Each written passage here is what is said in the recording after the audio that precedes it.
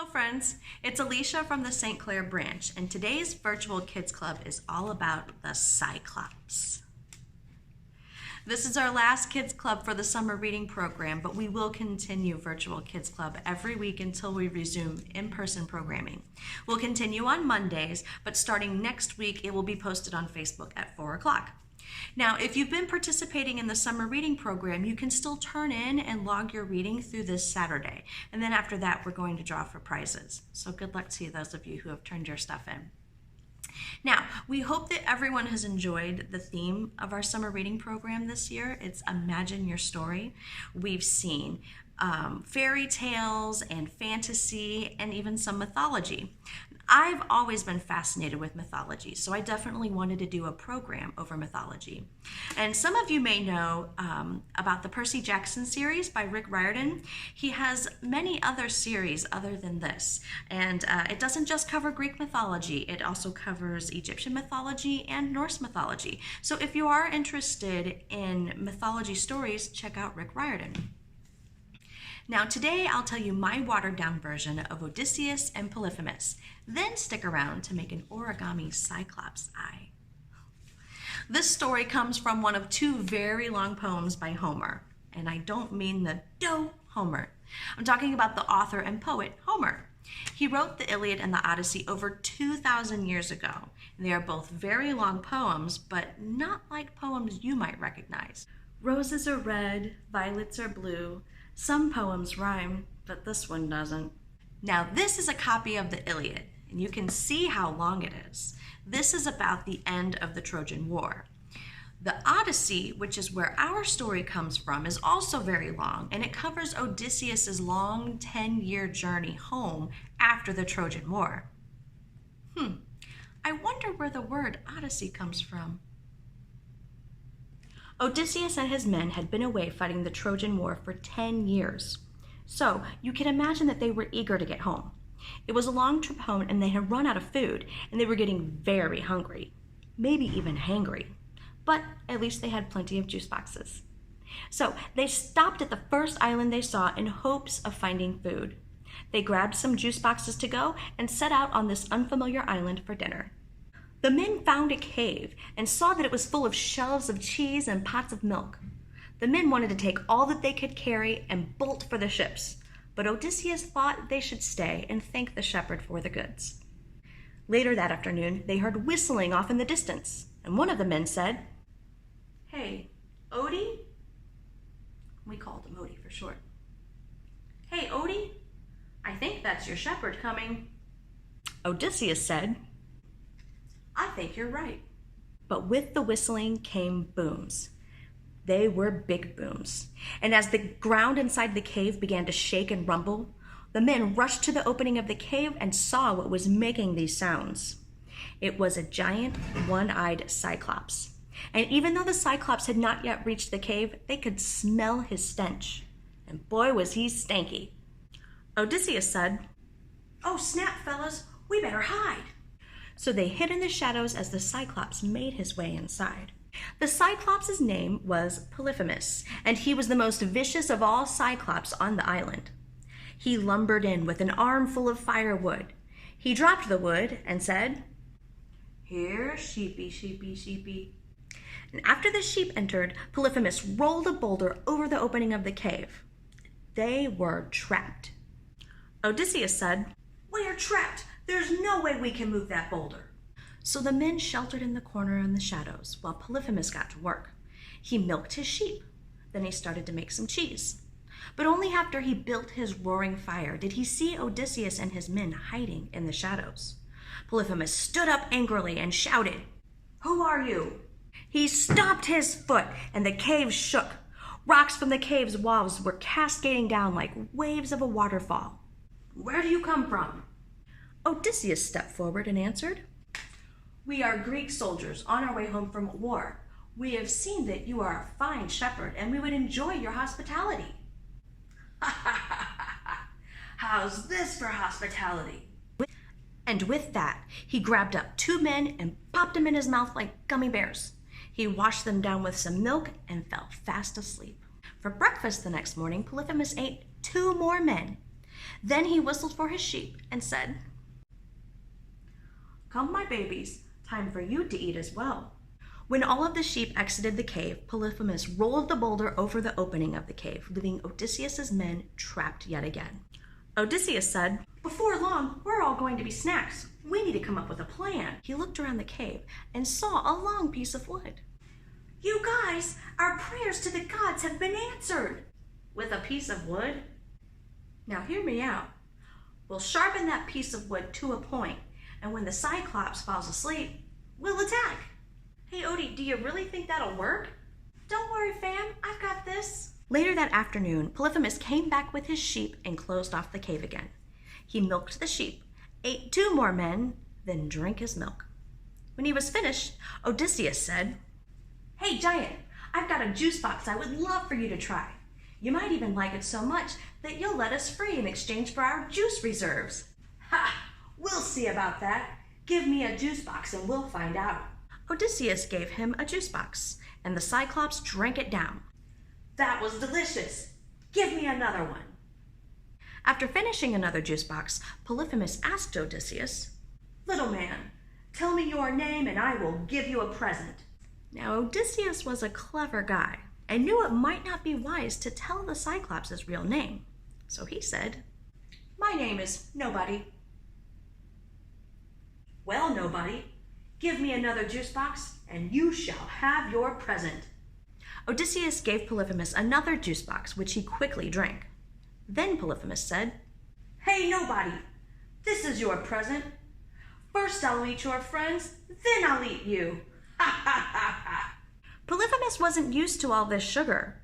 He got a little hyper and started running around the cave like a kid hopped up on a Halloween candy before he had a sugar crash and passed out.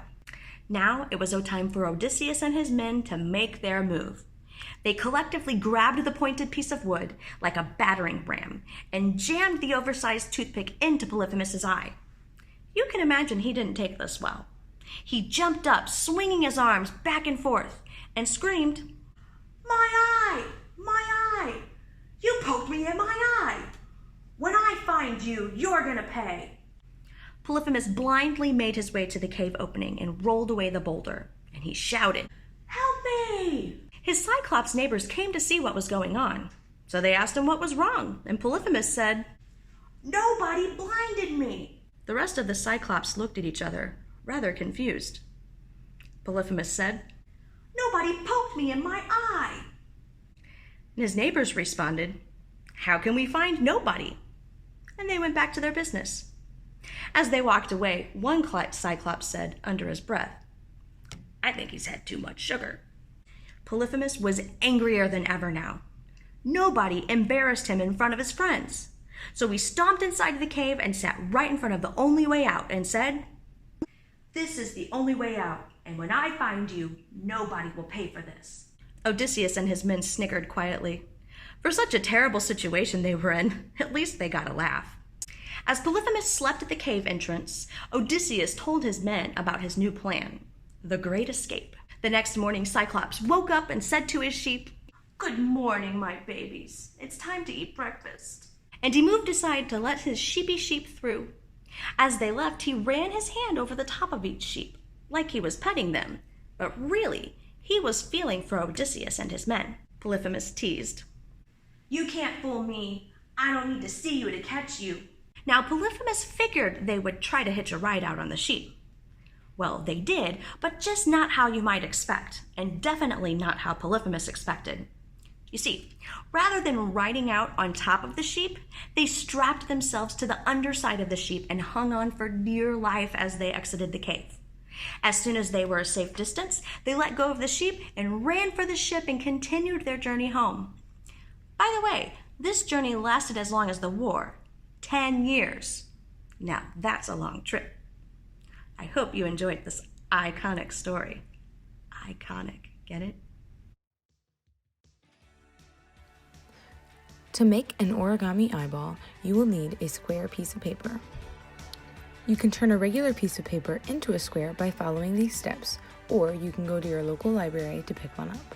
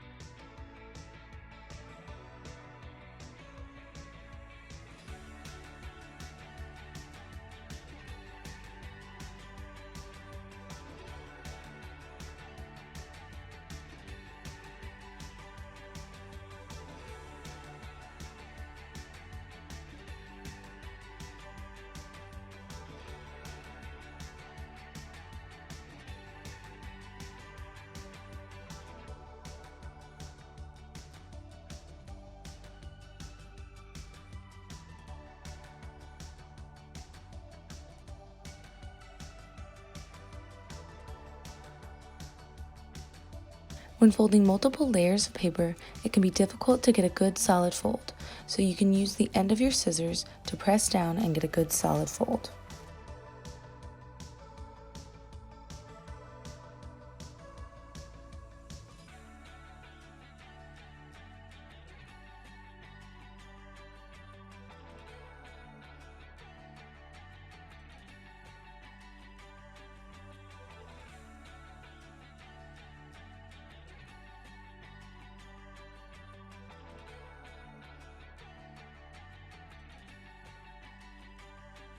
To make folding easier, you can use a ruler to start the fold.